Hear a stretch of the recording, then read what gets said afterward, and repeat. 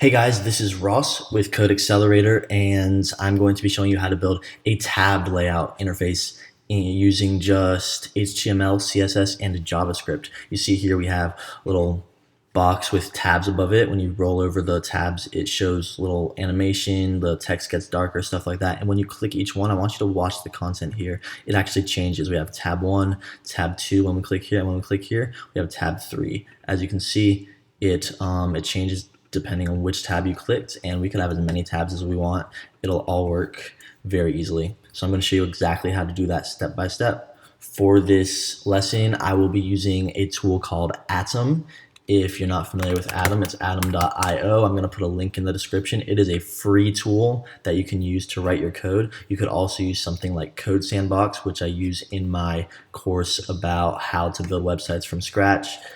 Very simple, no install, but I'm just going to be using Atom for this tool today. So let's get started. I'm going to open Atom, and we are going to make a brand new project. So first thing I'm going to do, I'm going to go up to File. I'm going to click New File, and now I'm going to save the file. Let's see here, where's the button for that? I always use the keyboard shortcuts, but I want to do it all manually for you guys today. So we're just going to make a folder. We're going to call it tabbed layout. Yeah, that works. I'll click create, and inside of here we're going to save our first file as index.html, because you start every web project with an index.html file. Your computer is always going to look for the file called index. So I'm going to click save there, and we need 2 more files for this. We're going to make, so I'm going to right click our folder, and I'm going to make a new file, and we're going to call that style.css. That's where we're going to make it look good. That's the part that makes it pretty. And we're going to do one more, and that's going to be script.js. That's a JavaScript file where we're going to be writing our code that holds our JavaScript and makes things happen. Like when we click this, it makes it go to the correct tab. Okay, let us start out with our HTML file. Did not mean to write a J there, but okay, let's start out with our HTML file. So we're in index.html, and we're just going to start out by declaring the doc type HTML. Okay, now we're going to do our HTML tags, and that is the most basic thing you need for an HTML page. We are going to import our style into the header and then our script into the body. So let's do that right now. Let's make our head, and let's make our body. Let me zoom in a little bit. There we go. And now I'm going to import the CSS, and we just use our link with this, type style sheet, and the href, the path, is, well, it's all in the same folder, so it's as style.css because that's what we named it right here. And now in the body, we're going to import our JavaScript. We want to make sure we import our JavaScript at the end of the page, because it's going to be trying to interact with elements that we've written in our code, but it can't interact them if it doesn't know about them. The way JavaScript works is it performs things in the order that they're set up. So we have to make sure that the script runs after the HTML is loaded, otherwise it'll give us some errors. So load the JavaScript, and we're just going to do script source. The source of the script is right here, script.js, and we're going to close that, and here we go. That is our most basic website. If I want to go to my desktop, I can see the folder I just made. I can open it up by double clicking it, and here we have our beautiful empty tabbed layouts. So let's get back to actually writing the code. Oh, also, let's give it a title. The title. And you guys don't have to write these comments like I'm doing. I'm just putting those in to make it easier for you to follow along. Also, I will be making this code available to you. There is a link in the description, so don't worry about that. I've got you covered. So for this title, I don't know why I spaced them like that. We're just going to call it tabbed interface. Yeah, so let's start making the body now. We are going to start with a div that is going to hold this whole thing. So let's look at our reference, right? We want something that contains everything, like just like this whole block needs to be wrapped in something. I did not mean to screenshot that. Okay, so let's start with a div, and that's what's going to hold everything. And since that's containing everything, I'm going to call it the tabs container, because we got our tabs, and it's awesome. Okay, so div class is going to be tabs hyphen container, and then inside of that we need a section for the tabs and a section for the content. Okay, so let's do that right now. For the tabs, I'm going to use an unordered list. And then for the content, I'm just going to use another div, right? So tabs, and here's our contents. Let's give our unordered list a class name. Let us call it tabs, since that's what it is. And then let's give our div a class name. Let's call it tabs content. Okay. What we want to do next is we want to add our items to, see there's still nothing on the page when I refresh. Let's add these items, uno, dos, and tres. Okay, so we need list items. Okay, so let's make 3 list items. Uno, dos, tres. All right, so now if we look at our file, we should, oh, there we go. If we look at it, we should have these, we should have our 3 list items, and then we want to make sure that we add in our content. So let's just go about that. We need 3 blocks of content, 1 to go with item uno, 1 to go with dos, and 1 to go with tres.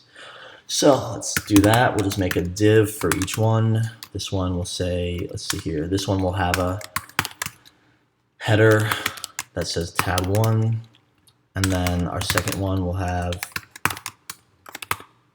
our tab 2 header, and then our third one will have our tab 3 header. So the way that this is going to work, it's going to associate each list item with the order that these divs appear, right? So list item 1 will associate with div 1, list item 2 will associate with div 2, so on and so forth. We could go on infinitely. Next thing we're going to do is we're actually going to turn these into links, because currently, well, let's see what happens. Right now we have each of these, and clicking them does nothing, and all of our content is showing at once, which we don't really want. So let us turn these into links so that they're clickable. Okay, so I'm just going to add an anchor tag with a placeholder. I just use the hash mark as a placeholder, right? So that is our that's our link for uno. And it's going to be the same for all of them because it really doesn't matter at this point. That's the link for dos. And that's the link for tres. Okay. So now if we look at it, these are all links. Clicking them doesn't do anything, but those are our links and we're proud of them. Okay. So also we want to start out, anytime someone loads the page, we want to make sure that the page defaults to item 1. So let's set that to active by default. All we're going to do is we're going to add a class name of active to the first list item. It's not going to make any difference right now, but it will later when we start using CSS and JavaScript. Okay, so the next thing we're going to do is I want to give each content div a class, right? Because we want to style them. We want them to look good and to hide if they're not supposed to be showing. So for this one, I'm just going to call it a panel. So we'll call it tabs panel. And we're just going to do that for every single div. Tabs panel and tabs panel. So as you can see, we have 3 divs and each of them is a panel. So we have 3 panels. So each of these will be showing up as its own panel. As you can see in our demo, there's a panel, there's a panel, there's a panel. Doesn't really matter what we call it, but we called it that and we're sticking by it. Yeah, and also we want to make sure that since item 1 is active, then our first panel should also be active. So let's just add that active class right there. Now the last thing that's really important in this in the HTML, and the last thing we have to write actually, is our data index. The way the JavaScript is going to work with this, it's going to look at whichever item we click. If I click item dos, as shown right here, JavaScript knows that that is the second item in this unordered list, and it wants to associate that second item with the second item in this list. So to do that, all we have to do is assign indexes to these. Now let me explain indexes a little bit. Indexes show the position of something. So and they start at 0. So in normal numbers, we count 1, 2, 3, dot, dot, dot, 10, right? That's 10 items. You know what? That's not long. 4, 5, 6, 7, 8, 9, 10, right? That's how we normally do it. But with our indexes, we're going to start at 0. 1, 2, 3, 4, 5, 6, 7, 8, 9. That's just how it works. In computers, we start at 0. 0 is our first item, 1 is our second item, 2 is our third item. See how they stack up against each other? Same number of elements, but our 10th item is listed at index 9. Our 5th item is listed at index 4, okay? So that should help confuse. I don't care. That's just how we're doing it.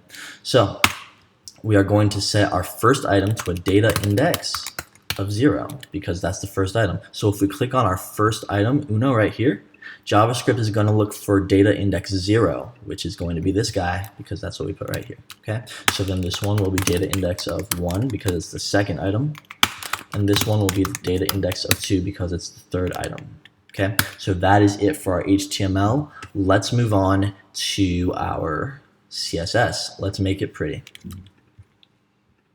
Okay, so we're going to start by looking at our classes. We have a tabs container, we have our tabs, we have our active class, we have our tabs content, we have our tabs panel, and that's it.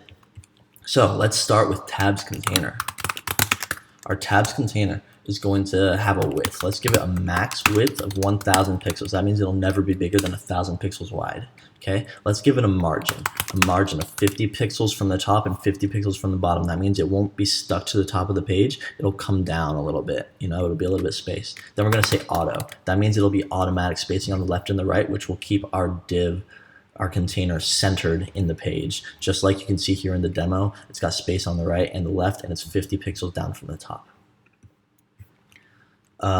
Let's see what happens just since we applied those styles. Let's see how that works. See, we've already got it. It's 1,000 pixels wide. There's space on the left, there's space on the right, and there's 50 pixels from the top. We're doing awesome. Let's keep going. Next, we're going to style our tabs, these three things, right? I did not mean to write tab X. Tabs, there we go. We're going to display them as flex, which is the layout element in CSS. We're going to give them 0 padding because we don't want random spacing around them. Same with the margin, no random spacing. We're going to give them a relative position, real, relative. And we are going to give them an index of 2 because the way I'm displaying things, I'm going to want tabs to lay over our content a little bit. You'll see. Now you see that they're laid out all in a line because of how we've set them up with no padding and no margin and displayed flex. So they're no longer top to bottom, they're left to right. Let's style the individual list items in each tab, right? We just styled tabs container and then we styled tabs. Now we want to style each individual list item. So to do that, we're just going to say tabs space list item. And in that, we're going to give it a list style of none because I don't like these little dots, the little bullet points. We're going to give it a background color of white. And we're going to give it a border of 1 pixel solid which basically just means that it's going to be a very light gray border. Let's see what happens when we refresh. See, if you look very closely, they've each got a light gray border around them. And they no longer have the bullet point because we said list style is none. Yeah, so that's all we're doing for styling those. Next, we're going to style. I want to make sure that there's spacing between them. You see how they're all crashing into each other? So we want a space between these two and between these two. But we don't really need a space on the end of this one because there's nothing after it. So let's make sure that our spacing only applies to every item except the last one. To do that, we use something called the, we use not. We say take every list item in tabs that is not the last child. Now, to explain that, here we have a UL, an unordered list, and we see that as a parent because it contains 1, 2, 3 child elements that are inside of a different element. That outer element is the parent, the inner elements are the children. So A is an element or is a child of LI, LI is a child of UL. You get it. So we're saying if it's not the last child, which in this case is trace, then we are going to just give it some spacing, a margin to the right of 7 pixels. So now if we look at our code, we have a little space right here between each item, which is awesome. Okay, now we're going to actually style the links because this purple with the underline is ugly. And this is just really basic styling. I'm not going to get too much into it. We're going to display it as block so that it will fill up the whole box. And then we're going to give it a color of dark gray and a font weight of bold because I don't like this skinny little text. Let's see how it changed already. Boom, we got bold text. It's dark gray. I like it. We are going to make it a sans serif font family because I don't want it to be serif. Serifs are the little tabs on the end of each letter. See, now it's much cleaner looking. Gonna give a text decoration of none, which takes off the underline. We are going to position it relative because we're going to be positioning it later. We're gonna push it 4 pixels from the top, so everything bumps down a little bit. The text bump down, you see. And we're going to give it 10 pixels top and bottom padding and 25 pixels left and right padding. Watch what happens. Boom, we got these giant buttons. Let's see here. We're going to give it a border radius so that the top left and top right corners are rounded, but the bottom left and bottom right corners are not rounded. So it just makes it look a bit nicer. You can't really tell, but it happened. And then actually didn't do anything because, yes it did. No it didn't. I should do that to this actually. I was supposed to put that up here. When I do that, you can see that these borders are actually kind of rounded. Isn't that awesome? That's totally awesome.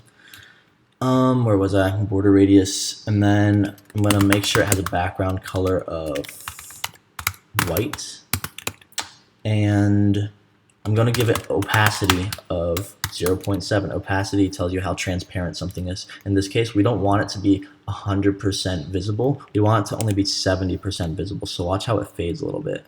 See, it's kind of more faded now. And the last thing we're going to do, we're going to add a transition. That means that it's going to be slightly animated if something about it changes. So we're going to make it so it's just going to look cool. You'll see. Let's see what happens when we hover over it. So tabs list item A in a hover state is going to have an opacity of 1. So that means it'll, go from 0.7 to 1, which means it'll be totally visible. Let's watch. If I roll over it, see how it turned black, turn black, turn black. See how it slowly fades in and out? That's really cool. That's what we just did. But also, if we click on something, we want it to stay where it is. We want it to stay black instead of fading out again. So let's actually add another selector, tabs list item dot active. You remember we added the active class, right? So if it's active or if it's hovered, we want the opacity to be at 1, right? So now that one's active, so the opacity is at 1. We can hover these and that happens, but the one that's clicked has the opacity of 1. Also, we want them to bump up. You see how we pushed them down 4 pixels earlier, right here? Now we want to bump them up, so we're going to say top 0. So watch now when we scroll over something, it bounces up a little bit, it gets darker, and then it drops when we leave it. But the active one stays active, and it's amazing. Next, we are going to work on our tab content because we want to style these things because this is all looking great, but these things are still all hanging out there and nothing's being done with them. So let's make them look good. We got our tabs content just like we named it here, right? We gave the tabs content class, right? So let me just do this. Oh, that didn't work. Okay, I was trying to make it more readable. Didn't work. Too bad. So our tabs content, we're going to give it a position of relative. We are going to give it a z index of 1. Remember when we set that up here? We gave it a z index of 2. That means this will be layered over top of something with a lower index, such as 1. We're going to give it a border radius of 4 pixels on everything except the top left, I think. I don't remember. We'll figure it out. Background color of white and padding of 25 pixels. Oh, yeah. So the border radius, the top left will not have a border radius because what we want to set up is, like I showed you before, right? We want it to be curved here, here, and here, but not here. This should be a straight edge because it gets curved up here. And we don't want it kind of curving under itself and looking weird. So that's why we did that. We're going to give it 25 pixels of padding just so that we have this nice spacing around the content, right? So it's not up against the edge. And let's see what else. We're going to give it a border of 1 pixel solid, which is that light gray we used earlier. And then we're going to give it a -1 pixel from the top so that it actually connects with the tabs instead of looking like it's a separate piece. Okay, now all we have to work with is the tabs panel and then the tabs panel active class, right? So let's start by styling the tabs panel. We're going to say display none. That makes sure that it's completely hidden. Okay, let's see what happens if we refresh our page now. We have our nice content spot, but there's no content because we just hid every tab with display none. Okay, but if it's active, tabs panel.active, because we attached that other class to it, we select that. If we have 2 class names in a single class element, then we can select the second one by putting a dot. So we say tabs panel.active, and that is going to be display block. So whichever one is active will be shown. In this case, it's tab 1. See, we have tab 1 selected, so tab 1 is showing. Okay, now all we have to do, well, since clicking on these doesn't do anything, we obviously have to add our JavaScript. We've only got 18 lines of JavaScript. This is going to be quick. Let's get right to it. Okay, we're going to start by selecting all of our tab links, right? The JavaScript will go through our code, it'll look at everything, and it will select what we tell it to. So we're going to tell it to get every single link, every single anchor tag inside of our tabs class, okay? So the way we do that is we do something called a query selector. We say document, which is, it's saying, look at the HTML document, and query selector all, find every instance of an anchor tag that's inside of the .tabs class. Okay, we'll do the same thing with our panels. Const tab panels, it's going to say document.query selector all .tabs -panel. And now we're going to iterate through each tab link. So we're going to use for every element that is inside tab links, we want to make sure that we want to add an event listener. An event listener is something that monitors your element to see if anything happens. So this thing, we're going to add an event listener for a click. So if anyone clicks on our link, if anyone clicks on one of these links, we want something to happen, right? So we add event listener, it's listening for a click. And then with that click, it will do something with the event, which E stands for event, right? So first we're going to say e.prevent default. That means don't do what you would normally do. Don't try to go to a link. We're doing something else with our click, right? Next, we're going to select our active tabs and make them not active, because if I click on this one, I don't want Uno to be active anymore. I want Dos to be active. And I don't want panel 1 to be active. I want panel 2 to be active. So document.query selector, we're only selecting one thing now, so we don't need query selector all. We just say query selector. And we go into our tabs and we find the list item that has the active class, which in this case is the first one. And we say class list, which looks inside of the list of classes in there, and we tell it to remove active. That's it. Now it's just going to be a normal LI without the active class, right? And we also want to do the same thing to the panel. Document.query selector, tabs panel.active, and .class lists, remove active. Okay. Next, we're just going to add the active class to the thing we just clicked on. So we want to make sure that the link that we did click on, in this case DOS, turns into active, since this is now going to be inactive, and we want to make sure that panel 2 is active as well. So we get our parent list item. we get the parent element, so we get the list item. So in this case, we clicked on this, or we click on this, right? So we have A, and our parent element is going to be this list item right here because A is a child of Li, right here. So we get the parent element, then we get our parent list item since we just selected it, and we add active to its class list. So now basically what the JavaScript's going to do, it's going to strip this out of here, and it's going to put it right here, which will be so great. And then we are going to set our index. We're going to say, JavaScript's going to say, hey, that's index 1 right here, because this is index 0. JavaScript's going to know this is index 1, so we're going to make it save that data for us. So we're going to say const index equals parent list item dot parent element, right, dot children. So it's going to take the item that it just set, right? It's going to get that parent, which is the unordered list, and then it's going to get a list of its children. So it'll say index 0 is this, index 1 is this, index 2 is this, right? And when it says index 1 is this, that's what we're going to save. So it says children, and then it says index of parent list item. See, so it finds the exact item we just modified inside of our unordered list parent, and then it gets the index of that. In this case, that index will be 1, and it sets it to this index variable that we created.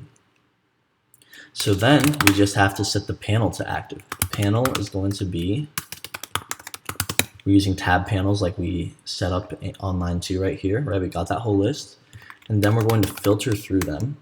We're going to filter through each element, and we're going to get the attributes of data index. Remember when we set that up right here? Each thing has a data index. Now we're iterating through each of our tabs, and we're going to look at the data index, and whichever one matches the index that we set right here is going to be the one that should be active. So filter element get attribute data index. If the data index is equal to our index that we set up here, then panel is going to return that item in an array. So we're going to say panel at the first item, which is the only item it's going to return, probably.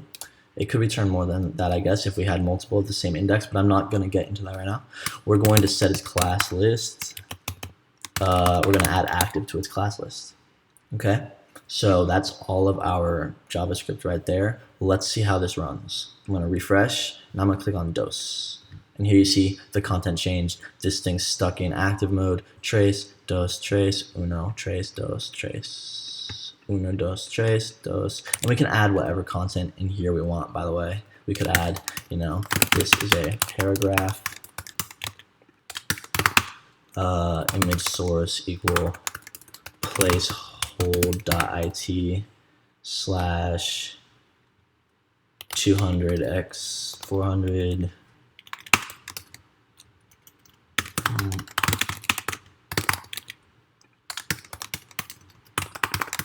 Right, we can have whatever we want here, and it'll look pretty good, right? Here's a paragraph, here's an image, here is nothing, you know. So that is how you build a tabbed interface using HTML and CSS and JavaScript. Please subscribe to my channel. Definitely comment below. Let me know how this tutorial was, if it helped you out. If you have any questions at all, definitely subscribe, share my video with anyone who cares about it, and check out my others because I've got a lot of tutorials.